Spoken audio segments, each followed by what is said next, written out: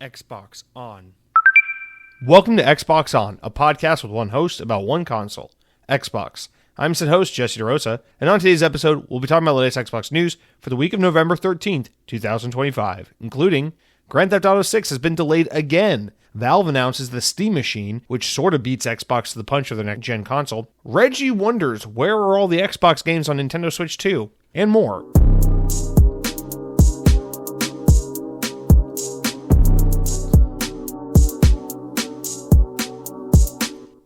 On This Week in Xbox History, in the year 2012, 13 years ago, Call of Duty Black Ops 2 was released for the Xbox 360. Hey, look at that. It's very, Black Ops 7, spiritual successor, coming out this week. 13 years later, here we are. That's no coincidence. Call of Duty always comes out late October, early November, generally early November. But hey, guys, welcome to the Xbox On podcast. What more can we say about Black Ops 2? I'm sure I've done it in previous years for this segment. It's just one of the best Call of Duties. I always had to own it, though, because when this game came out, I liked it, but I didn't love it. I was pretty critical about this. And then it was like only over time I realized it was actually one of the best Call of Duties. And so now in hindsight, I love this game. But there was a time where I thought it was a little bit of a step back from previous Treyarch Call of Duties. But yeah, with hindsight and in retrospect and having gone back and replayed it and re-examined it, I think this is, top Call of Duty games of all time are, always going to be World at War, Black Ops 1, Black Ops 2. Can't beat it. I don't care what you say about Modern Warfare 2. Can't beat the Black Ops trilogy. And no, that does not include Black Ops 3. But anyway, we don't have to get into that because we'll talk about Black Ops 7 today, which, speaking of new game announcement or releases of the week, Black Ops 7 comes out this Friday. If you're smart, you're going to pre-download that shit, switch your clock to New Zealand, and play it on Thursday the day this podcast goes live. But aside from that is Fallout 4 Anniversary Edition, which unfortunately is getting a lot of not so great press. Apparently it's buggy, it doesn't run really well, and people are not happy with this, with the big update that comes with this. So unfortunate to see that be the case. But obviously Black Ops 7 is the big game release of the week. One I'm obviously very excited about. I have this thing pre-downloaded, ready to go, and it is definitely the game I've most been looking forward to the past few months. So I got my Battlefield 6 fix, and now I think I'm really just ready to lean into this bad boy. So we can talk about that more later on the show. But guys, this is a great week for Xbox On. Lots of good news to get into. I'm a little bummed out because I'm not feeling 100% today. I woke up feeling a little like I was rested and energized, but my head was really tired. I just been like on and off, like dizzy and tired on my head all day. And then on my drive home from work, I told my girlfriend I was feeling that way, and she's like, "Hey, I'm feeling that way too." I'm like, "Oh, okay, cool. We're both getting sick right now." So I think I don't feel like anything else. I don't feel congested. I don't feel like my throat or anything like that. But I think I got a head cold coming on, which is sucks. At first, I was like, "Oh, I think it's because I haven't been taking my anxiety meds lately," because I was like, I feel like they're not doing anything for me. I'm gonna just not take them for a few days and see if I notice anything. I was like, oh, well then I guess I'm just having withdrawals because my head's feeling a little weird. And then my girlfriend sealed the deal and was like, no, we're just getting sick. I'm like, that fucking rocks. So I'm enjoying a nice, unusually cold, cozy evening here in Florida. It's been very cold the past few days, which I love. But sick plus cold, not great. Cold, but you're in your cozy home, great. So a little bittersweet because we got a lot of great stuff to get into today. Really excited to talk about the news this week, but I'm also I'm feeling like 70% there. So probably will try to move a little fast just because I think if I do this for more than an hour and 20 minutes, I'll probably just fucking pass out if I'm being completely honest. So I need to get to bed soon. Other than that though, no more excuses. Let's roll into this week's show, starting with the news that broke just after I recorded last week, but is still, top bill. We got to talk about it. It's the biggest deal because it's the biggest game. Grand Theft Auto 6 has officially been delayed again, this time to the end of 2026. So we're moving from May to around November-ish. So the announcement read, "Hi everyone, Rockstar said in their statement on Twitter, Grand Theft Auto 6 is now releasing on Thursday, November 19th, 2026. We're sorry for adding additional time to what we realize has been a long wait, but these extra months will allow us to finish the game to the level of polish that you have come to expect and deserve. We want to thank you again for your patience and support, blah, blah, blah, blah, blah, blah, blah. In a follow-up statement accompanying the latest financial results, Take-Two Chairman and CEO Strauss Zelnick added to the delay, saying, Rockstar Games will now release GTA 6 on November 19th, 26, and we remain both excited and confident that they will deliver an unrivaled blockbuster entertainment experience. With the most robust pipeline in the company's history, we expect to achieve record levels of net bookings for fiscal year 27, which will establish a new baseline for our business and set us on a path for enhanced profitability. Now, that was supposed to be this year, of course, they said, with the 1-2 punch of Borderlands 4 and this, but I guess now maybe, who knows, maybe they can get a BioShock game or something out around the same time. We'll fucking see. But yeah, this is obviously a huge blow to lots and lots of people. I always have to be of two minds about this and keep things in check, because on a personal level, I don't give a shit. They could delay Grand Theft Auto 6 another 5 years, and I wouldn't give one fuck, because Grand Theft Auto 6 is a day one purchase for me. I'm going to play it, and I'm sure I'm going to enjoy it, but I have zero hype for this game, and I'm not crazy about it. I know I'll enjoy it because I loved GTA 5. I've loved Grand Theft Auto games in the past. It's one of those weird games where I never yearn for it. I'm never like, oh, I need another GTA. But when they come around, I enjoy them just like anyone else. So I know it'll be a good game. I know it's worth looking forward to. But I personally just don't care, because there's a million other games I'd rather play and a million other games to play in the meantime. However, I understand not only the entire games industry is dying for this game, but just like the entire entertainment industry is waiting for this game. I mean, this is still going to be the biggest thing in entertainment for a long time when it comes out, but it just seems like everyone's waiting. Everyone from people who like video games to people who play video games once in every how many years a Grand Theft Auto game comes out. So it's just that big of a deal. So I know it's a huge blow to a lot of people, and it's very disappointing, but I appreciate and honestly respect that they have the financial fortitude and understanding to know that this game is not worth putting out in anything less than a perfect condition, because we live in the world where if your game comes out and it has a minor issue, the internet is going to fucking pick and tear you apart. And a game like Grand Theft Auto doesn't need its brand tarnished at all, and they can afford to wait until it's absolutely perfect. So why not do that? I mean, Strauss Zelnick was recently quoted talking about how great is the new good and excellent is the new great, or whatever. So he's basically just saying that these days, an 8 out of 10 is not good enough. Your game has to be a fucking water cooler masterpiece, massive hit, in order for anyone to give even remotely a shit about it. I mean, that's just so obviously the truth. I mean, what better timing to put that into context than on the eve of Call of Duty Black Ops 7, because every year Call of Duty comes out and it is always a really, really great, competent first-person shooter, top of its class. I mean, that's why it sells like crack. But you look at the internet discourse and you would think that Call of Duty is some game you put in your Xbox, it installs malware, boots up, shows like a 78-year-old British beer belly man's penis, and then just says, ha ha ha, you wasted $70, you did, and then explodes your Xbox. You would think that that's what Call of Duty is based on the way people talk about it on the internet. But the reality is your game just has to be novel. It has to be exciting. It has to be groundbreaking. It has to be hyper polished. It has to be the best at what it is. It just has to be the greatest thing since sliced bread in order for anyone to think your game is even worth at least a 7 out of 10. That is just how incredibly entitled and obnoxious the internet and gamers are as a whole. And I think they get that at 2K. At Take-Two. And Strauss Zelnick gets that. And so when they're playing with the most expensive entertainment product of all time, the biggest franchise in gaming, they understand that. I mean, it's not Minecraft or anything, but biggest franchise in terms of revenue generate. Like, this game's going to be the biggest game when it comes out.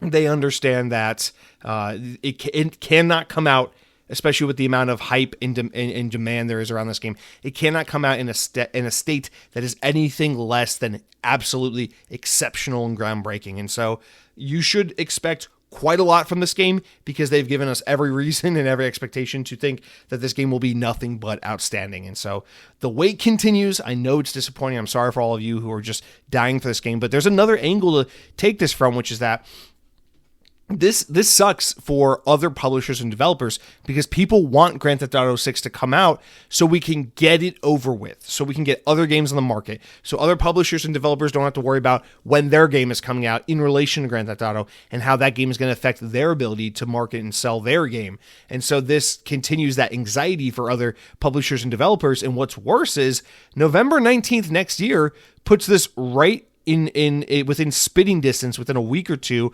of Call of Duty release time. And next year is supposed to be a big Call of Duty. It's supposed to be Modern Warfare 4, developed by Infinity Ward.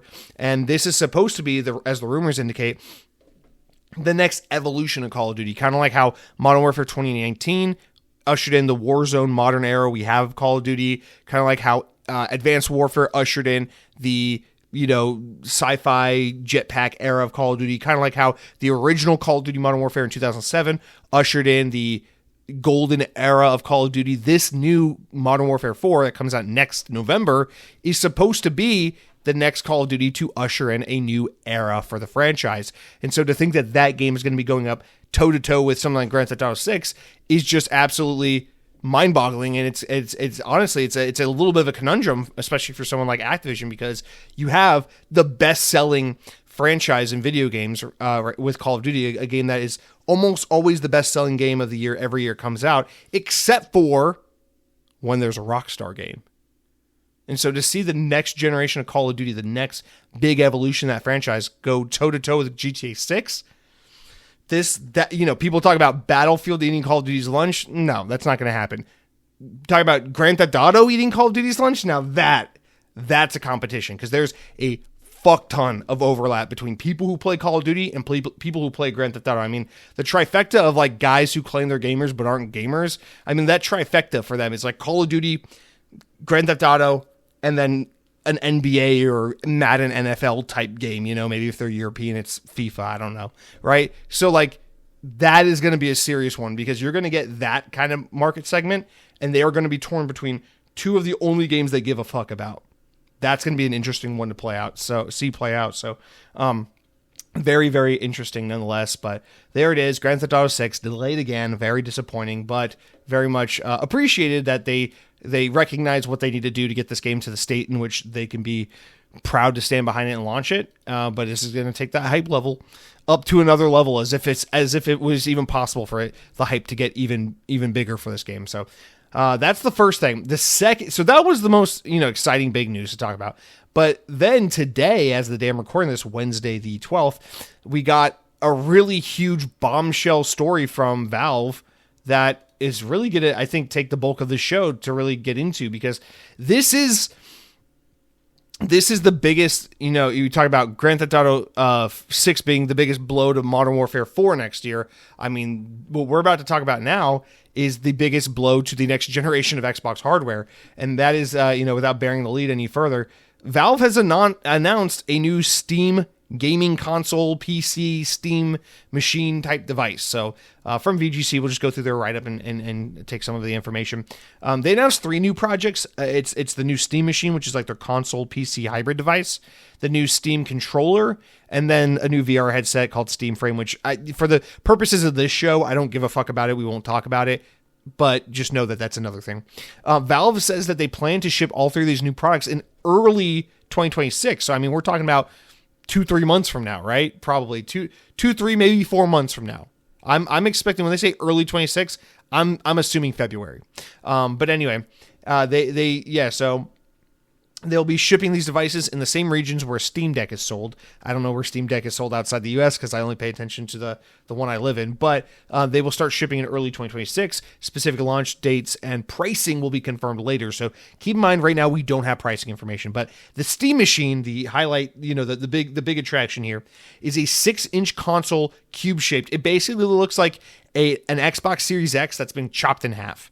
And it is their new Steam OS based gaming PC that is designed to work like a video game console. You can plug it up to your TV, put it in your living room, and there you got your Steam machine. Now, you might be saying, Steam machine, that sounds familiar. Yes, they did this concept in the early Xbox One era in 2014. It failed, they went away from it, and now here it is coming back again. But I think the timing and the opportunity and the way they're approaching it is way more likely to succeed this time around. The machine has a 1 gigabyte Ethernet, 1.4 DisplayPort, HDMI 2.0, as well as a USB-C port and a USB-A port. It will come with 512 or 2 terabyte storage options, built-in power supply, meaning no power brick, and the Steam machine will have built-in wireless adapter designed to connect to Steam controller, meaning players don't have to plug in their USB puck receiver. So the Steam controller, which is the new controller, looks like some cross between like an Xbox controller and like the old Steam controller. It's going to have back paddle buttons and all that. What's unique about it is it has this little puck thing that looks kind of like the charger on like a Apple Watch or a Samsung Galaxy Watch, where you put the controller near this little charging thing, and it just magnetically snaps on and charges your controller. So when you're not playing your Steam machine or using your controller, you just put it near the little cable dongle and it just snaps in and charges automatically, which is a pretty cool little accessory that comes in the box with the controller. The controller has those weird little touch pads to navigate like PC type menus like the old Steam controller had. But all in all, I would say this console and this controller look really fucking good. And they showed it off basically saying like, hey, this is our home console gaming PC alternative. They say it's about 6 times as powerful as the Steam Deck, which according to Digital Foundry means it's about a little more powerful or about as powerful as a PlayStation 5 Pro. So not the most groundbreaking powerful thing in the world, but pretty darn powerful and pretty capable. And this is just super exciting because people absolutely love the Steam Deck. And now we're going to take everything that's great about the Steam Deck and do basically a home console version of it, which I feel like this is kind of a backwards way into what they needed to do, because people like me, like I feel like, you know, the Steam Deck is like the supplemental device to if you're locked into the Steam ecosystem as like in more of like a traditional console sense. But I don't use Steam as my de facto place to play games. I'm not a PC gamer as my default method. So having more of a console like experience, and then the handheld is more compelling to me. So the fact that we're getting the Steam machine, I feel like this is the device that's more interesting by a long shot than the Steam Deck, than the handheld itself. So I got to be honest with you guys, I'm incredibly interested in this device. So let's jump into a comment from Cronky, and then we'll kind of take it from there, because there's a couple angles in which we can talk about this. Cronky says, so the new Steam console is exactly what we've been expecting for the next gen of Xbox. So I think we're correct about Xbox and where they're headed, but Steam is beating them to the market. And to be honest, I think I trust Valve more than Microsoft on this. I can't wait to play Fallout 2 on my living room TV with that new controller. Now that Steam is looking to take over the console space, do you think that Sony will stop releasing games on Steam? They may view it as they may kill their brand if they don't. Okay, let's take the second question first, just because I can just knock that out easier. I think at least for now, Sony doesn't give a shit, and they're not going to do anything about not putting games on Steam, because I think that Sony, what they've realized through their research is that people who will buy PlayStation games on PC are people who would play those games if they had access to them, but would never buy a PC. They said, Sony has said themselves that they have the data that basically shows that putting their games on PC does not affect the sale of PlayStation at all. And I think also the fact that they don't put their games on PC until they're about 6 months to 2 years old also kind of gives them, you know, that thing where it's just, listen, it's the iPhone effect. PlayStation has that iPhone effect where it doesn't fucking matter if the other guy's better. Doesn't matter if the other guy can do more. Doesn't matter if you can have the same experience somewhere else. Doesn't matter if the other guy has a better experience that makes yours look pathetic. It doesn't fucking matter. My Samsung phone is cooler than an iPhone. It's better than an iPhone. It opens up like a fucking book. I can read comic books on it. It's way cooler than any iPhone on the market. And guess what?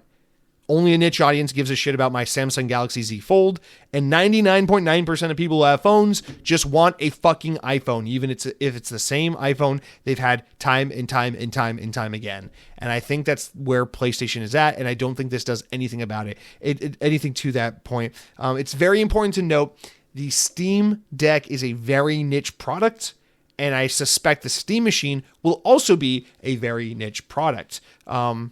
Like you remember earlier in the year when Nintendo Switch 2 was on the announcement, the road to release for the Switch 2 era, where everyone was like, oh my god, on the internet at least, the Discord was like, oh my god, Nintendo's so fucked, the Switch 2 is so expensive, Mario Kart's $80, no one will ever buy this, I'll just take a Steam Deck, thank you. Newsflash, you guys are in a tiny little echo chamber, and Steam Deck is a very niche product that very, very, very few people have. And it is a successful product because it is a premium priced, niche, consumer driven product for a hardcore PC audience that does well relative to what it is, but it is not a mass market Nintendo type device. The Nintendo Switch is a thing that grandma will buy at Target for little Jimmy for Christmas. The Steam Deck is something that you have to buy at like fucking Best Buy or Steam.com in order to get. So these are not the same thing. And I think Valve making a Steam Machine home console is another one of these niche things where it's just no. This is a huge deal for hardcore PC gamers and for Valve fans and for a very specific segment of the market, including people who love the Steam Deck. But for the mass market, the people who are looking at buying a Nintendo Switch 2 or PlayStation 5, I think this does almost nothing to 99% of those people. So anyway, that being said, I just want to give a little context to the situation. What is it? I think Steam Deck. As of sometime earlier this year, I wish I knew what it was, Steam Deck's estimated lifetime sales is somewhere around 4 to 5 million units sold. So remember, Steam Deck is a premium priced product. It sells to a niche audience, and it has been a success by Valve's metrics. They're doing well. They're making money off that device. It has sold about 4 to 5 million units. For reference sake, let's see, I think this came out in the past week where Nintendo announced Switch 2 lifetime sales to date. And there we go. The Switch 2 has been on sale since June of this year. So what is that, like 5 months ago? The Nintendo Switch 2 has already sold approximately 9 fucking million units. So the Nintendo Switch 2 has been on the market for 5 months. The Steam Deck has been on the market for like 3 years. And the Nintendo Switch 2 has already more than doubled the lifetime sales of the Steam Deck. So context fucking matters. And it's important to remember that we are in a bubble because we are weird, hardcore video game fans that take the time to listen to some fucking asshole in Orlando, Florida podcast for an hour and a half every Wednesday night. And that does not make us indicative of the actual regular consumer of video games. And so, no, I don't think there's any chance in hell that this affects Sony. And if it does, it would take quite a while for them to make that determination and react to it. And then I think it is also very clear and evident that whatever this device is, it's going to be incredibly niche as well. Now we can shift our focus and talk about this in terms of Xbox versus Steam, because now there's a conversation to be had. Because, yeah, this device is incredibly compelling, and I'm right there with you, Cronky. I see this, and as someone who is constantly being pushed away by Xbox because Microsoft is doing everything in their power to tell hardcore Xbox fans to go fuck themselves, this is something that resonates with me, because this is something I've had to think about a lot this year, something I didn't want to think about, but Xbox keeps forcing me to think about, which is, where will I go when Xbox inevitably dissipates in the traditional sense of being a home console? If Xbox is still making hardware, I will still be there. If Xbox is still a place I can go and have my traditional, plug it into my TV, play games running natively on my Xbox hardware, I will be on Xbox. But I am not confident at this point in time that experience is long for this world. So more than ever, I'm constantly thinking about these days, where will I go? And if you asked me a year ago, 2 years ago, a million years ago, what would you do in a world without Xbox? My reaction would have always been, I'll just go to PlayStation, because it's basically just the other side of the same coin. It's like, what will you do if Honda stops making cars? You drive a Honda Civic, you love your Honda Civic. What will you do if they stop making the Honda Civic? I'll just go fucking buy a Toyota Corolla or Toyota Camry or something, because it's just the other side of the same goddamn coin, right? But more and more these days, as the lines start to blur and Steam becomes better and more games become available all in one place, I find myself thinking, I don't know, I might switch to PC gaming, honestly, if Xbox goes away, because it's just easier, more accessible than ever, better value, more availability, and I already have somewhat of an established presence in Steam, whereas I have pretty much no presence anymore in the PlayStation ecosystem. So it actually just kind of makes sense to make my bed on the PC Steam ecosystem if Xbox goes the way of the dodo, which every day more and more it seems like that's where we're headed. So I think this is where the conversation lies, is what does this mean for Xbox? Because it is important to note that while Xbox is a mass market consumer device meant to sell tens of millions, ideally 100 million plus units, that is not where Xbox is headed, because Microsoft is looking at the Xbox One generation saying, we only sold about 50 million units lifetime. That's a huge success, but not a success by what we wanted to do. Not compared to the PS4, not compared to the Xbox 360. So that's a failure. And then the Xbox Series S and X came out, and we thought, oh, well, this will surely do better than the Xbox One. No, I think the rumor and the estimate still is that the series consoles are somewhere in the 20 to 25 million lifetime sales range, which is still a solid success. I mean, you're in like Nintendo 64, GameCube units sold like range there. But, for context, as everyone says Xbox is fucking dead, but also praises The Legend of Zelda Wind Waker and Twilight and Ocarina of Time every fucking day because they're the most 90s kid you've ever met. Just remember, the Xbox that you think is a piece of shit that's dead is selling about as well as the Nintendo consoles you constantly try to convince everyone that you're the biggest fan of. So just a little context there. But anyway, the point is that Xbox is dropping significantly generation over generation in terms of lifetime sales.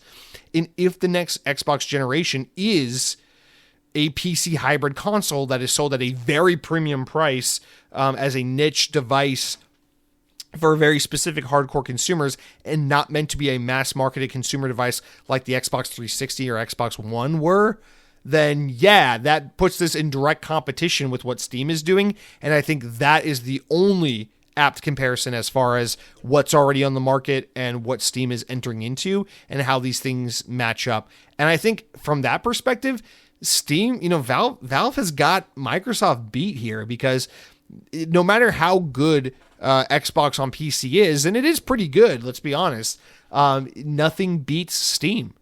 It doesn't matter. It doesn't matter how many free games the Epic Game Store gives you. It doesn't matter how many discounts the EA Play app gives you. It doesn't matter how much Xbox Play Anywhere shit there is between console and PC. People just want to do PC gaming on Steam and nowhere else. It's just how it's always been. I think if anyone has a shot of making a dent in that and trying to make their own alternative marketplace for people to interact with, it is Xbox. I mean, after all, Windows is their fucking operating system, and Xbox is a strong gaming brand, or at least was a strong gaming brand, and they could do something with that. But do I think they're going to overcome Valve on their own turf, on their own territory? Probably not. I really don't think so. But this is, we already know the ROG Ally, which is similar to the Steam Deck, is a peek behind the curtain of what they're working on for home consoles. And the Steam Deck is just the handheld version of what the Steam Machine is. So yeah, by that token, this is just Steam's version of what Xbox is doing in the next year or so. And what's really interesting is that if, some rumors suggest that this is a 2027 device, what Xbox is working on next. But some earlier reports said it could be a 2026 device. All I know is that there are rumors that suggest Xbox could be revealing, at least teasing, the next generation of Xbox hardware at the Game Awards this December, which means next month. And if that rumor is to be believed, then, now is a better time than any to kind of steal some of Valve's thunder and be like, oh, yeah, the Steam Machine is cool. Anyway, here's what Xbox is doing, and announce your version of it. Even if it's a year or so off from release, at least announce it. Let the public know what you're working on.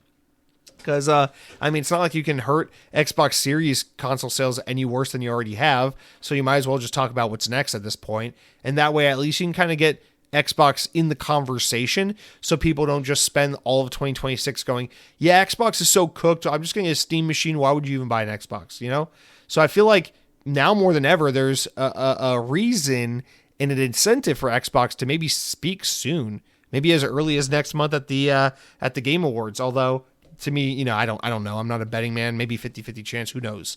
But I think whatever this Steam device is and whatever this next Xbox are, these are two things that are in direct competition with one another. And if we carry on this trajectory of Xbox has no fucking games because all their games are on everyone else's platform, and more publishers are saying, why support Xbox when there's no one there?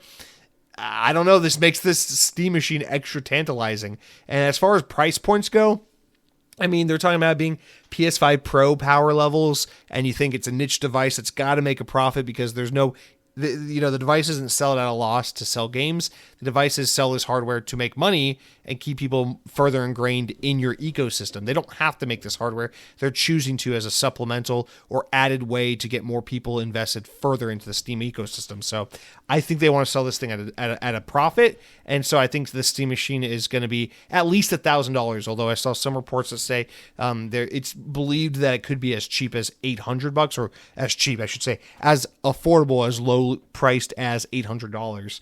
But I think this thing's going to be at least $1,000, to be honest. But yeah, man, I mean, I know I'm a little all over the place here, but I'm excited. I think this thing looks awesome. I think it sounds awesome. I think it's exciting as hell. It just makes sense. You get all your Xbox games, all your PlayStation games, all your third-party games, all in one device. You can play it on your PC. You can play it on your Steam machine. You can play it on your Steam Deck. I mean, they've really built out a whole-ass ecosystem. It is important to note that the Steam controller and Steam machine in 2014 totally fucking failed and fell on its face. I think the way they're approaching it is way better this time, and I think the timing for this kind of device is way better. Timing is everything. You can have the right product at the wrong time and fail completely. I think that they now have the right product at the right time, and so I don't see this thing being a failure. What will be interesting to see is if Valve puts it out there expecting it to be a niche product, and then maybe if it can grow into be something more than that. I don't mean what if this device outsells the PS5? There's no way that's happening. But what if this device ends up being a big enough of a roaring success that over time, with word of mouth and with positive reception and with more brand awareness and with growth, that maybe this is something that can start to sell enough to where we start to think of Valve as more of a serious player in the gaming hardware space. As Microsoft starts to slowly exit that space, maybe Steam starts to slowly take it on. And I mean, it makes sense as you think about what Xbox is doing with fucking people over with Game Pass, with putting all their games on PlayStation, with giving Xbox fans nothing to look forward to, with firing people left and right, canceling games left and right, talking about how everything, including your fucking dildo, is an Xbox. I mean, they're giving you every reason to say, just get the fuck out of here and go play on PC. So, I mean, if this device is anything to be excited about, this, right as Xbox's ship really starts to take on water, this could be a great way to telegraph to Xbox fans, hey, here's a beacon of hope. Here's a place where you can lay your head if you're a now stranded, displaced Xbox fan, So I think the timing couldn't be better to work in Steam's favor, and I think the opportunity to eat Xbox's lunch couldn't be any greater. But that being said, this really puts some serious pressure on Xbox to get this new Xbox hybrid console fine-tuned and ready to show, because they have so much to answer for and so much to prove. And so far, it's been nothing but bad news, bad news, bad news. So I am really eager and curious to see how Xbox responds in a time where there's just nothing positive to be said about what's going on in the Xbox side of things, and competitors are just getting better and better and better. So very, very interested to see how this continues to play out. Will I buy one of these at launch? Absolutely not. But I will be tempted. I'm not going to lie. I'm already very tempted to be like, I don't give a shit. As long as it's no more than $1,200, I'll buy one. I'm not going to do it, but I'm tempted. I'm not going to lie. I'm not going to fucking lie. If you told me that Xbox is over effective immediately and that this Series X is the end of the road, I'd pre-order one of these. I'm not going to lie to you, but I'm going to hold out because, God, I want Microsoft to give me a reason to stick with Xbox. But I know they also are trying their hardest to burn everyone who was ever loyal to them ever, because Satya Nadella is bald and he loves the U.S. military. So that is why we're in this predicament. Anyway, let's move on. Speaking of Xbox support on platforms that aren't called Xbox, Reggie Fils-Aimé, also known as Reggie Fils-Aimé, the former president of Nintendo of America, has shared his thoughts on the Nintendo Switch 2, including the surprisingly low amount of Xbox published titles on the console so far.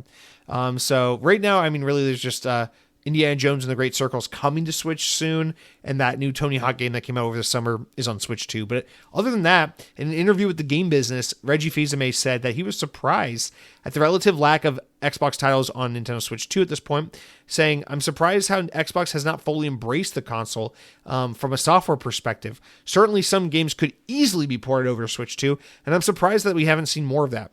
I thought that there would be much more, especially during the time frame leading into the holiday. All through the fall, I was expecting some dedicated announcement, and I'm surprised that it hasn't happened." Fils-Aimé, that's what everyone's been waiting for. Fils-Aimé noted that while Xbox is essentially no longer competing in the hardware war in the way it used to be, he still believes that Microsoft should be making the effort to get its games on every platform. He says, quote, "I do think that that the years of direct competition are done. With a large part of the Xbox business now being publishing by definition, they're a big third-party publisher that also makes some hardware. From that standpoint, they're no longer directly competing with PlayStation's business. In fact, they need the support from Sony for Microsoft software to reach the larger audiences. And as I said earlier, I think that it would be in their best interest to find ways for Xbox software beyond Minecraft to make its way onto Nintendo's platform. So from that standpoint, the direct warfare is over. But on the other hand, games out of the limited gamers do have a limited budget. You have to win for every dollar spent. You need to win for every minute spent. And there's also always going to be a war going on with that. It may be below the surface, but there's always going to be a battle for attention and for mind share.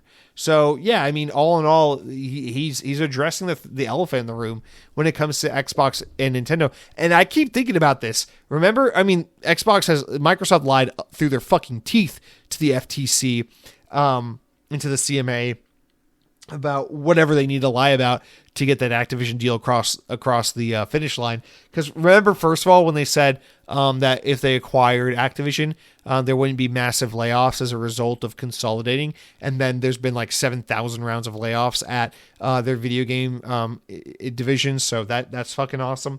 But another way in which Microsoft blatantly lied to Europe and to the UK and to the US government was when they said that they want to get Call of Duty on Nintendo hardware. And, you know, when Call of Duty wasn't immediately on Nintendo with Modern Warfare 3, it's like, yeah, that makes sense. This game was already like done. They didn't have the time. This deal wasn't done. Everything didn't line up. I was like, maybe Black Ops 6. So last year when Call of Duty didn't come to Nintendo, I was like, well, they're waiting for the Switch 2 and they need a little more time to start getting the development stack set up to where they can also develop for Nintendo hardware. So that's fine. But this year, I really expected to see some fucking Call of Duty on Nintendo because, I mean, the Switch 2 can handle these games, and you've had a couple of years now to start developing for Switch. So what's the excuse? And then if next year we don't have Call of Duty on Switch, I mean, that's really the tell-all because the Switch 2 is powerful enough to handle Call of Duty, and next year is supposed to be the year, if rumors are to be believed, that they drop PS4 and Xbox One support so they have more development resources to throw to a platform like Nintendo. Listen, it just doesn't make sense. I mean, Microsoft clearly lied through their fucking teeth to government regulation boards to get what they wanted, and they got away with it because that is the world we live in, where big businesses can do whatever the fuck they want. But God forbid you, commit any petty crime and you fucking go to jail and be branded a pedophile for the rest of your life. That's what happens now. You steal a pack of gum from Walmart, you're branded a pedophile. That's what they do these days. I don't know. But the point is, just fuck Microsoft. Anyway, so yeah, I mean, I find that to be completely just astonishing that Call of Duty is not even remotely in the Nintendo ecosystem yet. But even more broadly speaking, it's just like, why aren't you falling all over yourselves to put these games on Nintendo that you're putting on PlayStation? I mean, Sea of Thieves would be a great Switch 2 title. Like, what the fuck is up with that, you know? I don't know. You can go on and on and on. Grounded not being on Switch 2. Again, like, what? Grounded 2 should be on Switch 2. That's just a fucking no-brainer. Keeper should be on Switch 2. So I don't understand what they're doing. But clearly, Microsoft just got away with lying again. So nothing surprising there, but yeah, Reggie, I'm with you, man. Where's the Xbox support? If everything's an Xbox, I gotta say, if there's one device I own that's clearly not a fucking Xbox that I would be interested in, playing a little bit of Xbox content on, it's my Switch 2. I love my Switch 2. I think the Switch 2 is an excellent device. My PC is an Xbox, my Xbox is an Xbox, and I love playing my Xbox games there, but fuck, I mean, I would be very tempted to fuck around with Call of Duty on Switch if I were given the choice. I might even buy the game a second time just to do it, but if you don't want my money, so be it. All right, let's move on. Speaking of things that don't want my money, let's talk about Halo Infinite, which officially ends major support. 2 weeks after it announced the newly remastered Halo whatever for PlayStation, Halo Studios has confirmed that they will be ending updates for Halo Infinite to focus on multiple new titles in development. The news was shared in a lengthy blog post on Halo Infinite's next update, Operation Infinite, which will be released on November 18th, so next week. It says, quote, "As we look back on the 4 years of evolution and updates in Halo Infinite, we'd like to thank our community and our steadfast support." The studio wrote, "With your feedback and enthusiasm, Halo Infinite multiplayer would not be in the special place that it is in today. A robust arena for slaying and playing with something for every Spartan." They added, "With multiple Halo titles now in development, we'll need a whole team's combined focus to deliver new experiences with the same passion and care for our community that you've given for us. While we remain committed to supporting Halo Infinite on the road ahead, Operation Infinite is the last major content update currently planned." Basically, that just means this is the last content drop. Everything else is just going to be patches and bug fixes and security updates. So, I mean, yeah, Halo Infinite launched 4 years ago on December 2021. At the time, 343 Studios claimed that it was the start of their ambitious 10-year plan to tell new stories in the Halo universe through Halo Infinite for years to come, with campaign content and multiplayer content and a continuation of the story going on through this game for at least 10 years.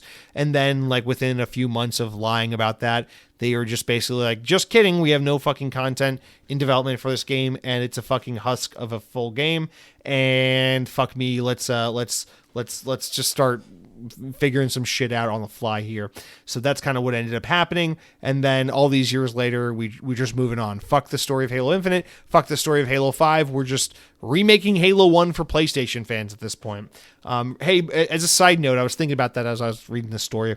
Remember a few years ago when every fucking self-proposed pundit of video games was on the internet calling for Bonnie Ross's head, and then she's like, well, fuck me, I guess I'll step down. And then she stepped down and butchered her fucking career to appease you assholes, and then we just haven't heard from her for years. And then you look at Halo Studios, and it's still fucked up, and everyone hates their job there, and they're completely directionless and just spiraling out of control, and they're remaking Halo 1, and Halo Infinite's still fucking dumpster fire. Well, I don't know, I just thought, oh yeah, that was crazy when the internet knew nothing about what was going on behind the scenes, and then a bunch of influencers convinced social media to call for Bonnie Ross's job, and then they got it, and then nothing improved, but that woman's career was completely obliterated. Like, that was fucking awesome.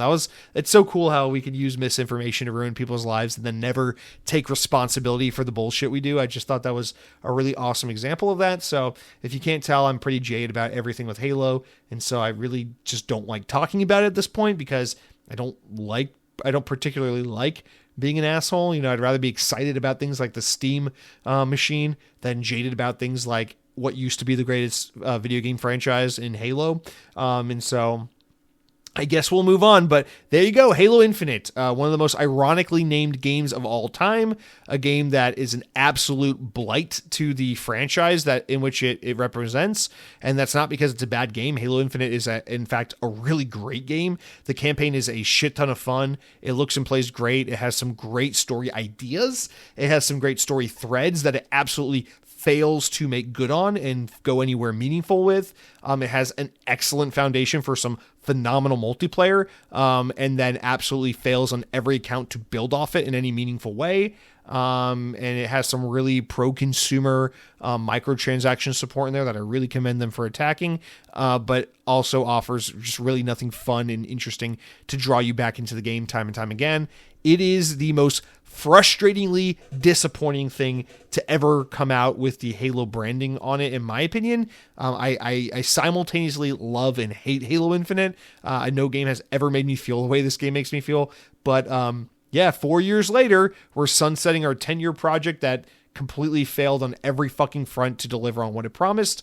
And we destroyed a studio that was already in complete disarray in the process. And now we get to look forward to standing on the sidelines as Halo and Microsoft focus on turning this franchise into a PlayStation, let's catch up on what we've missed franchise for the next decade, while we just sit here twiddling our thumbs, wondering what's next. So that's cool. There's your update on Halo, your weekly update on everything disappointing around the Halo universe. And you wonder, Jesse, why do you like Call of Duty so much? Because no matter how much you say you hate Call of Duty, no matter how much the internet tells you Battlefield's a better game, no matter how much the internet tells you Call of Duty's dead and stupid, nothing Call of Duty has done in the past 10 years has been even remotely as disappointing as what Halo has done. I mean, you look at like one of the worst Call of Duties in recent history. I don't know, 2021's Vanguard, Call of Duty Vanguard, dog shit zombie mode, really cringy ass lame campaign with some fun levels, but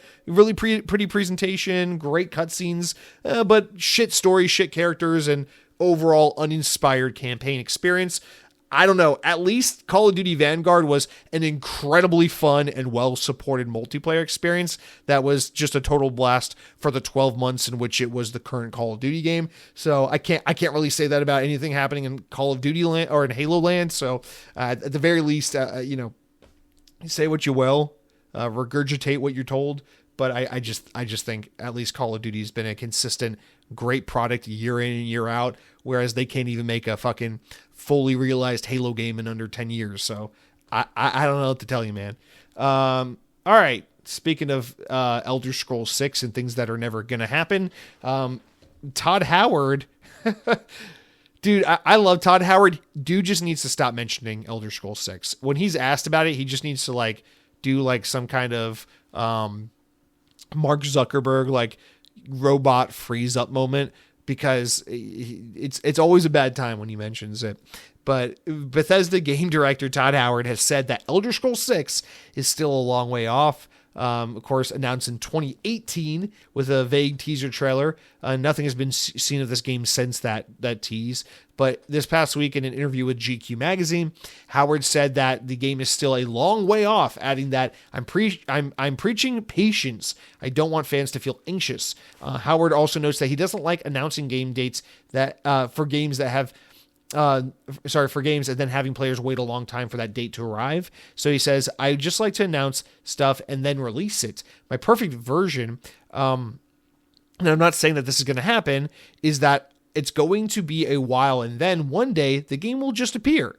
Asked if he wanted Bethesda to shadow drop Elder Scrolls 6 like they did with the Oblivion remaster, he replied, you might say that was a test run. It worked out well. Elsewhere in the interview, Howard claimed that Bethesda Game Studios has hundreds of people on Fallout right now, with 76 and some other things that we're doing. So 76 and some other things probably means Fallout 3 remaster, similar to the Elder Scrolls Oblivion remaster, not, Fallout 5.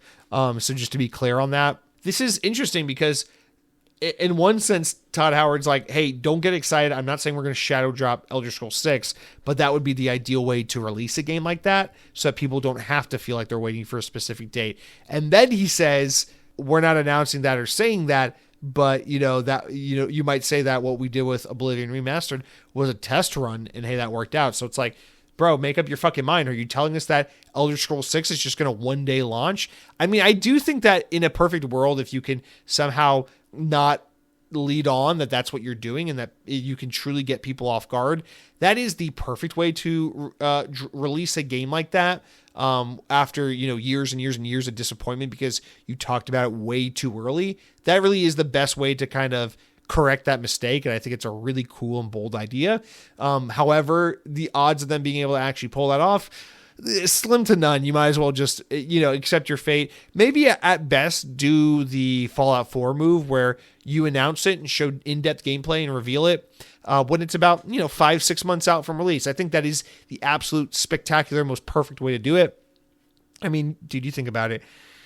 Elder Scrolls comes out in 2023. Starfield comes out in 2023.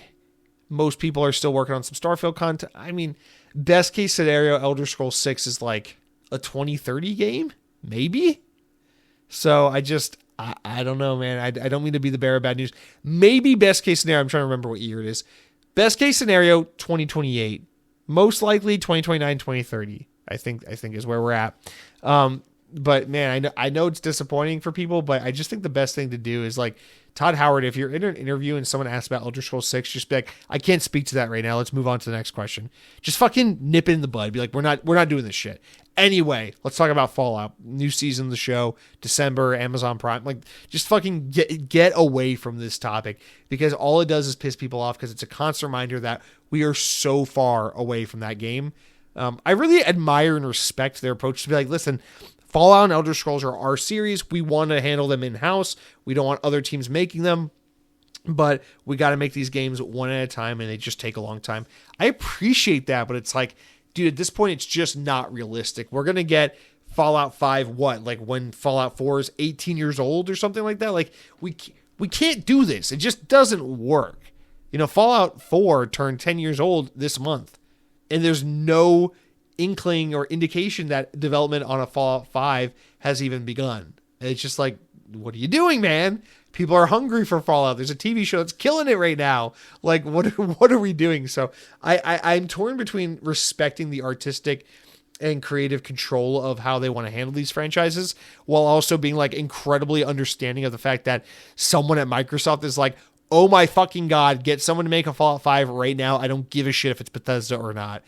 So I just think that's incredibly reasonable, frustrating situation for all parties. But let's move on and talk about, there's not a whole lot to say about this next one, but I just want to note it kind of in passing. This is from Pure Xbox. So Sony's financial results, blah, blah, blah, blah, blah. They talk about Helldivers 2 and how that game is an ongoing success. We never got numbers for how it did on Xbox, but PlayStation PlayStation said that Arrowhead's co-op shooter Helldivers 2 is doing extremely well, and that it's attracting new users on Xbox. They say a significant increase in sales of the title year over year as how it's done, and that's probably largely from Xbox and PC.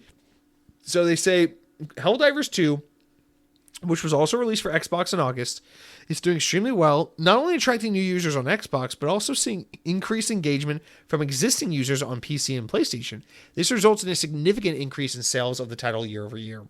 So I wish they would talk numbers. Where are the numbers? I want to know how PlayStation games are doing on Xbox. But I also totally get why Sony specifically doesn't want to talk about that, because these are test beds, these are internal data. They're happy to brag about how their games are selling on their hardware. They don't really want people reading too much into the numbers of how their games are doing on competing platforms, and what all that could mean for Sony's future. So I get why, but it's so frustrating that we don't have the numbers. I want to see them. All right, next up, this next one here, a little disappointing, but totally reasonable because there's just too many games to play. I'm very excited about this game. It's called Mixtape. It has been delayed to 2026, according to Windows Central.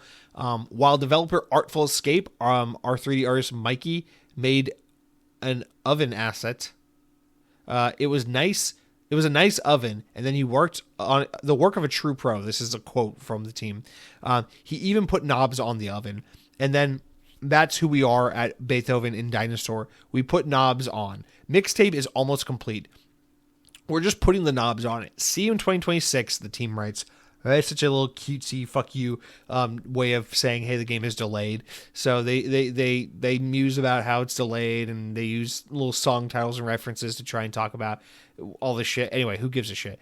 But Mixtape, which is being published by Annapurna Interactive, is a genre, as they describe it, a genre-busting title that's somewhat difficult to quantify in the best way possible.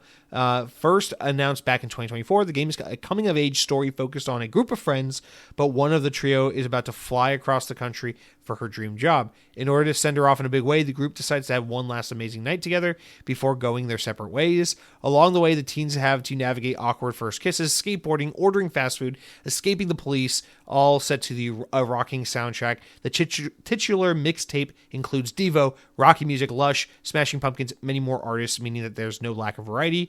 Mixtape is also really relevant to Xbox players because it is a day one Game Pass Ultimate game, although I will be purchasing it a la carte because I am an essential member. I don't know if you guys remember this one, but it's been shown at a couple of Xbox events.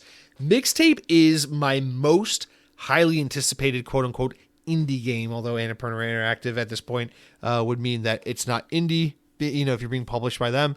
But anyway, indie style game. This game looks amazing. It's got artistic flair visually and auditorially. It's narrative focused. I love the trailer and the way it's kind of pitched as like an 80s coming of age movie. I think this game looks phenomenal. I am a sucker for coming of age, slice of life, kind of teenage drama stories like that. You just think about even simple like classics like Ferris Bueller's Day Off. I fucking love that. That is my favorite genre and mode of storytelling, is this kind of stuff. I think that's why I love stuff like Life is Strange so much, even though it's more drama based. It has a lot of that teenage coming of age shit going on in it. And I just think, this game looks and sounds fucking phenomenal. And this will be an instant must play day one for me. So the fact that it's delayed, that's fine. Honestly, I forgot it was supposed to come out this year. It's November and we don't have a date, so it makes sense that it's delayed. But disappointing on the least. Hopefully this is a game they can get out sometime around the summer, because it's just the summer is still that dead time. And I just feel like, these smaller games could really clean up by kind of having some spotlight time. And now with Grand Theft Auto out of the way until November, some of these other games, smaller games, can just breathe. It's not that people are torn between Mixtape and Grand Theft Auto, but just that people are going to be less adventurous and curious to try different things if they're all consumed by Grand Theft Auto. So just anything coming out before Grand Theft Auto next year is a blessing for that developer and that publisher. And I think Mixtape is a game that just looks absolutely phenomenal, and I really deeply, deeply want to play. So I'm excited to wait further for it because I want the game to be the best it can be. All right, and last one, speaking of delays, we got one more delay to talk about. And surprisingly, it's another game I'm actually interested to play. From VGC, Marvel 1943, The Rise of Hydra, has been delayed for the second time, its publishers announced. Back in May, the game, which was previously set for release this year, was officially delayed to early 2026. Now, in a statement posted on Twitter, publisher Skydance Games announced that the game's now been delayed even further than early next year to an unconfirmed release window. So who knows? They might have been like, let's do later in 2026. Fuck, GTA. I don't know.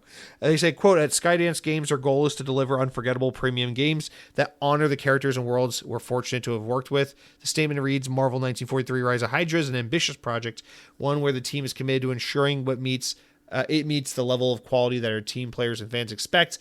What fans expect? What? You're new. To fully realize our vision of this game, we've made the decision to shift our release date beyond 2026. Okay. Beyond early 2026. So hopefully the game comes out mid to late 2026 now, but who knows? Maybe it gets slipped into 2027. I don't know. I know I'm interested in this game because, one, I like Marvel shit. Two, it's a new team being led by Amy Hennig, the lady that did the Uncharted games with Naughty Dog, and also the idea of this like Captain America during World War II era fighting Hydra, which is this Nazi organization, with like old school, multi-generational old Black Panther, is compelling. It's a narrative-driven action-adventure third-person game. It sounds fucking cool. I think the trailer looks cool. This is a game I'm all in on. So again, just what else is there to say about delays at this point? They're so common. It's like, yeah, it sucks. We'll wait. I'll play it when it gets here. But worth noting nonetheless, this game has been delayed. I feel like there hasn't been enough talk about this game or enough shown of this game for people to even be like, oh wow, this got delayed. I was looking forward to this imminently, Maybe it shows up at the Game Awards again and we get some gameplay of it. That would be fucking sweet. And hell, maybe a new release date. But yeah, it's disappointing it got delayed, but this is a game I will still happily wait for. I absolutely plan on day one playing this game. Speaking of Marvel games that are day one play, Marvel Cosmic Invasion comes out in a few weeks on December 1st. I cannot fucking wait for that game. I am day one playing the fuck out of that game. So we got some good Marvel shit to keep us held over in the meantime. But for now, guys, that's gonna do for the news this week. Let's just keep the ball going because I can already feel just my body's shutting down. So talk about the games I've been playing this week. But before I can tell you about what it is I've been playing, I want to tell you real quick about something I've been eating. I want to give a huge shout out. I'm a huge chocolate whore. When it comes to candy, I go for chocolate. I want Twix, Milky Way, Snickers, Kit Kats, Butterfingers, Hershey's bars with almonds. Like, I want chocolate. But there is one candy I got to give a massive shout out to because even though I'm usually not a gummy candy, a sour gummy guy, some sour gummy candy guy, whatever. I like a Sour Patch Kids every now and then. But for the most part, I don't care about gummy candies. But there's one that is kind of just a sleeper hit. I feel like never gets any respect. And that is Rips. Rips is a sweet, sour licorice candy. The generic flavor is a combination of, what is it? It's strawberry and apple. So there's like green ones that are apple and red ones that are strawberry. And they're just these little square, sour belt candies. And they're so fucking good. It's like, yeah, Airheads make sour candies. There are other kind of sour candies you can get out there. I don't care. Rips is the best. It's RIPS, Rips. And it looks like this off-brand candy. It's got like this little scientist cartoon dude on the cover, on the packaging. And they're so fucking good. And the other day I had a hankering for them. My girlfriend's like, ew, those are gross. I hate those. And she loves her gummy candies. And so I couldn't find them at Target. I couldn't find them at the dollar store. I couldn't find them at the Wawa. I couldn't find them anywhere. So I went on Amazon and I ordered a 3-pack of them because it was the only way I could find them. And then I found out, by the way, side note, my girlfriend had them when they came from Amazon. She was like, I don't know why I thought I hated these. These are really good. I'm like, no fucking shit. Rips are awesome. And then I found them at 7-Eleven. And then I found them again at 7-Eleven. And I realized something. Rips are like only available at 7-Eleven. Back in the day when I lived outside of Florida and I had access to Kroger, Kroger also sells them. That's a grocery store you can find them at. That's where I used to get them back in the day. But now living in Florida, I can only find them at 7-Eleven. I don't know why the fuck 7-Eleven has a monopoly on this candy. They don't own it. It's not a 7-Eleven branded candy. But I want to give a shout out to Rips. It's hard to find, but if you can find it, it's a damn good candy. I don't know. Maybe it's Canadian or something. Maybe you can find it in other parts of the continent better or something, but they're so fucking good. I love them. So I just want to give a shout out to Rips this week. A little unusual pick for me because I don't like fruity, gummy, sour candy generally. I don't care for it, but this one Rips, as the name suggests. So that's it for what I've been eating. But real quick, let's talk about what I've been playing. There's not a whole lot to talk about. In anticipation for Black Ops 6, I've just been enjoying one last week with Battlefield 6 before Black Ops comes out. Now, that's not to say I'm done with Battlefield 6. This is a game I will come back to. I love Battlefield 6. I've had a great time with it. I put 40 hours into the game. I put like 20, 30 hours into the beta between PC and console. I played maybe 50, 60 hours of this game at this point, and I've had an absolute blast with it. I think Battlefield 6 is awesome. The thing about Battlefield 6 is I love it, but I kind of feel like I don't connect with it in a way I do with Call of Duty, whereas like Call of Duty, when I'm feeling the Call of Duty game, when I'm really hitting with it, Call of Duty is like my brand. It's like my identity. I love Call of Duty. I'm like invested in the world and the characters and everything about it. Battlefield's like when I'm loving it on a Battlefield game, I'm just enjoying the fuck out of the game. I'm having so much fun playing the game. And that's it. So, like, I'm excited for Black Ops 7 because I've just been hyped for this game, and I just think they're making all the right moves leading up to the launch and really putting together what looks like a great game. I mean, this new endgame mode with that roguelike extraction shooter thing going on looks really interesting. Zombies looks great in this game. The multiplayer was phenomenal in the beta. My only apprehension is the campaign, with it being a sequel to Black Ops 2. My expectation is that it's going to be a really fun campaign with some memorable levels and moments, and that the story is going to be pretty underwhelming and disappointing. That is what I'm expecting. I'm hoping against all odds that it's a great campaign, but I just, with how disappointing Black Ops 6 was to me, I feel like this game, it's probably not going to be the best campaign. But overall, the multiplayer package, all the modes offered, I mean, this game is just bursting with content. It looks so good. I'm so excited for it. So I'm really, really just hyped for Black Ops 7, and next week when we reconvene, we'll talk all about my impressions because I'll be playing the fuck out of it this weekend. So that's it for what I've been playing, you guys. Time to round out the podcast with some listener comments. We got a dozen or so here to get through. So youtube.com/XboxOnPodcast. Drop a comment on the latest episode. I'll read it on the show. Don't care what it is. And if you listen to the show through podcast services, I would greatly appreciate it if you left a 5-star review, just so we can help spread some awareness, get some more people listening to the podcast. All right. Wes H starts us off. It says Arc Raiders. That's all it says. Arc Raiders. Well, Wes H, I feel bad we're not talking about this game because I know it's a huge hit right now. I know it's the talk of the town. I'm not interested in Arc Raiders. It just doesn't do it for me. Now, maybe if I played it, I'd feel differently, but I don't know. It's not. I'm happy for other people. I've seen some clips of it online, so like some funny interactions because it has proximity chat. Like the videos where guys were like, "Hey, don't shoot! I'm just out here trying to make a living, trying to feed my family." And then someone's like, "Oh, okay, I understand, man. It's a cold world out there." And then they'll be like, "Ha ha, I gotcha." And then he shoots one guy down to the ground. And he's bleeding out. And he's like, "Call in support. We got 4 guys coming to your location to kill your ass." Whatever. It's funny. It's a funny game. I like extraction shooters. I think in theory they're cool. I just haven't really found one that's super my thing. I liked DMZ and Modern Warfare 2 a lot. But Arc Raiders, it's just I prefer first person shooters. It's not my style. It just doesn't look great to me. It looks good, but it doesn't look like something that speaks to me, if that makes sense. But I'm glad people are loving it. And Wes H, I'm assuming that just by the way of you saying Arc Raiders and nothing else, you're saying, "Hey, bro, I love this game." And if that's the case, happy for you, man. I hope you continue to enjoy that game. Mr. Maug writes in with not 1, but 2 comments and says, "Also, I'm glad to see your milkshake addiction is growing. Mine hasn't gone down, and it expanded to my mother." This seems like a continuation of a conversation you and I never had, but I'm glad you're addicted to milkshakes.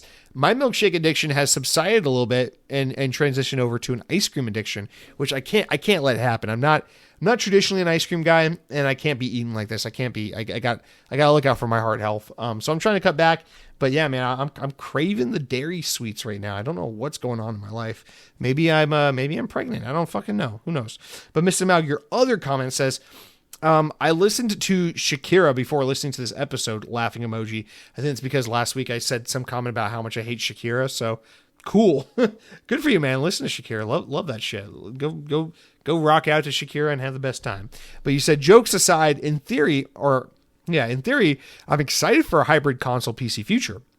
But with all the layoffs, the mixed messaging, plus the abusive relationship, I kind of don't trust Microsoft right now. Bingo. This is what makes it so easy to start wandering over to places like Steam, because it's hard to trust Microsoft. I mean, they constantly keep saying, "Thank you for 20 plus years of being a loyal Xbox fan. Go fuck yourself." That is what they've telegraphed time and time again the past few years to us hardcore, long-standing Xbox fans. And so for you to feel that way, Mr. Maug, makes total and complete sense. Absolutely. I don't know how you wouldn't feel that way. You said, low-key, I think Amazon is cooking something with Panos Panay. Don't get my fucking hopes up. First of all, I hate Amazon. And when they do hardware, don't get me wrong, I love the Kindle. But Amazon hardware is just it's so spineless. Amazon hardware, first of all, it's usually pretty cheap and crappy made. But more importantly, it's Amazon, and I say this as someone who has a lot of Amazon hardware. I mean, I have a Kindle, I have an Echo, I have Ring. Ring is the home security I have the Ring doorbell as well. I have, what else am I missing? I mean, I have a lot of Amazon tech in and around my house. And as someone who supports a lot of that by having it and paying for it, I gotta say, it's just I use Amazon Prime Video all the time.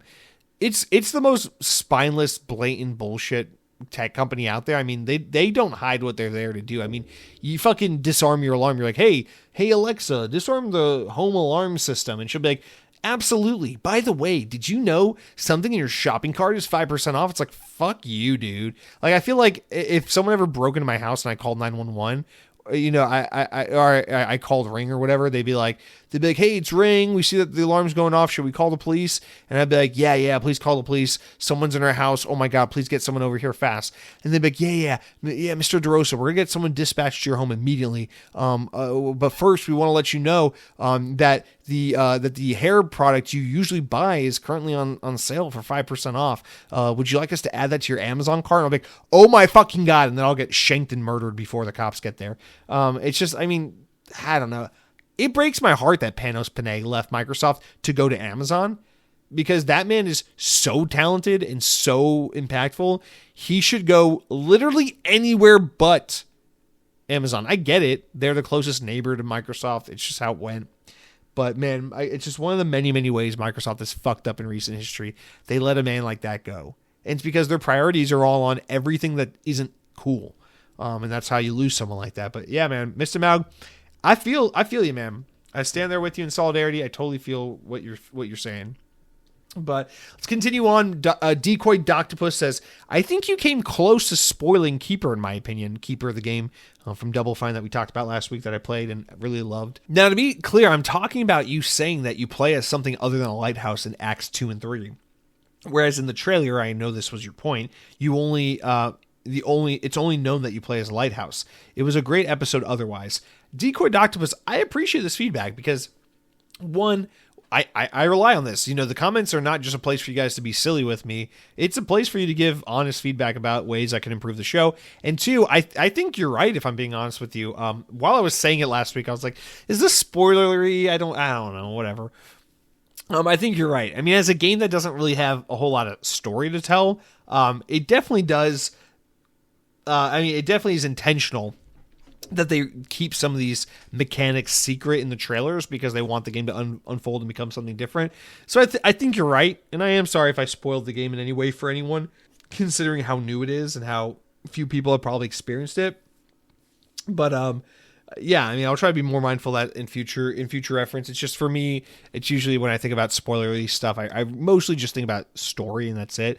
But you're right. I mean, the game is all about the mechanics and the way it plays and unfolds throughout its very linear adventure. And to talk about some of those things, I do think kind of spoils some of the surprise and fun of the game. So I appreciate you writing in and let me know how you feel about that. BP Fatio writes in and says, on the same subject of Keeper, says, I just thought it'd be interesting to let you know. In episode from October 17th of Podcast Unlocked, the IGN Xbox podcast, developer Lee Petty from Double Fine said that he came up with the idea for Keeper while he was pondering the future of humanity during the pandemic era hikes in the woods. By the way, you crystallized my relationship with a Chick-fil-A peppermint holiday milkshake perfectly. Love the pod. I appreciate that. I'm sorry that last week's episode encouraged so many people to go eat milkshakes. I apologize to you, your loved ones, your medical professionals who help you get on the track to a healthy lifestyle. But yeah, I mean, that's actually really cool. I want to listen to that episode. I didn't know that. And it's very cool to know kind of what the inspiration, the idea was. I love stuff like that. Like when Miyamoto talks about like how he got the idea for Pikmin because he loves to garden and stuff like that. And he just thought about like these little creatures that might exist in his yard and they're called Pikmin and stuff like that. I'm like, that's so cool. I love that. And honestly, the idea of like you go on like these walks and these hikes throughout the COVID pandemic and you get this idea for something like Keeper, it kind of makes sense because Keeper does feel like it's somehow trying to tell an environmental message or a message about a society in decline or like this kind of apocalyptic kind of feeling and story.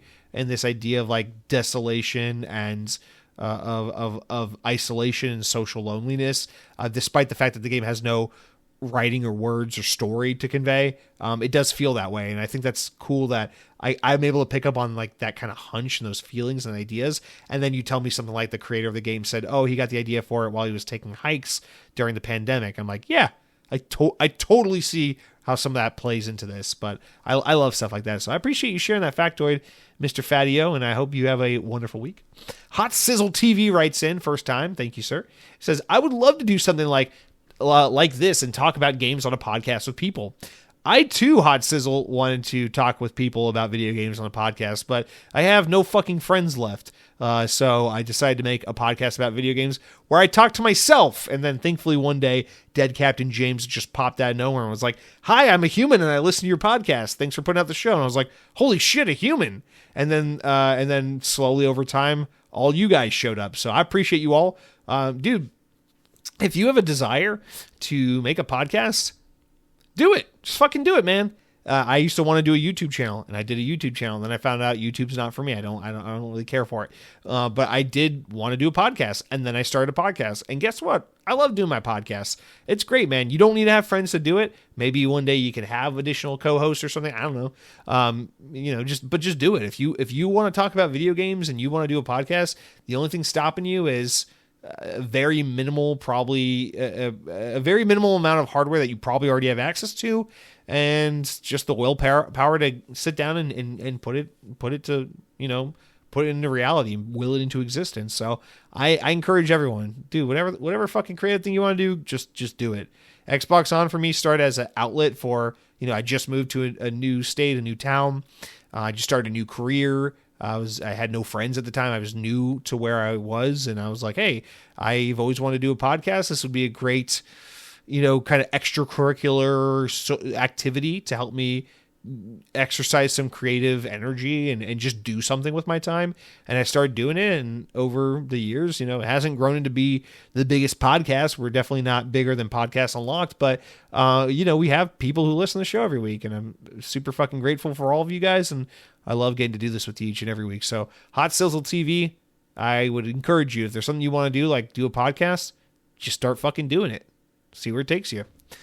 Park C 1972 has the final write-in and says, hey, Jesse, leaving a comment on Wednesday, so more than likely you recorded this week's episode on Tuesday.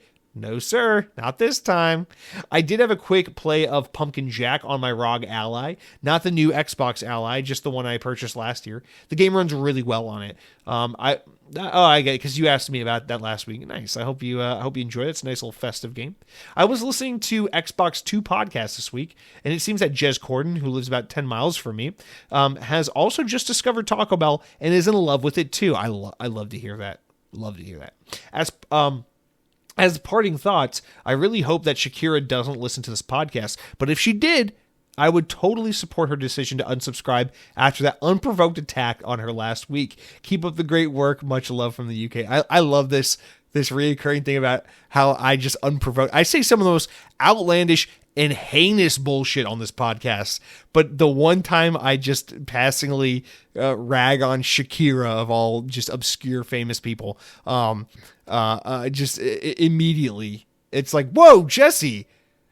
It's one thing for you to make the pedophilia Catholic Church jokes, but to insult Shakira, I mean, that's just a line too far. It reminds me of that episode of the sitcom show Community, where just like everyone suddenly is defending bare naked ladies, and Jeff, the main character Jeff, is like, since when the fuck did we start referring to the bare naked ladies as B&L?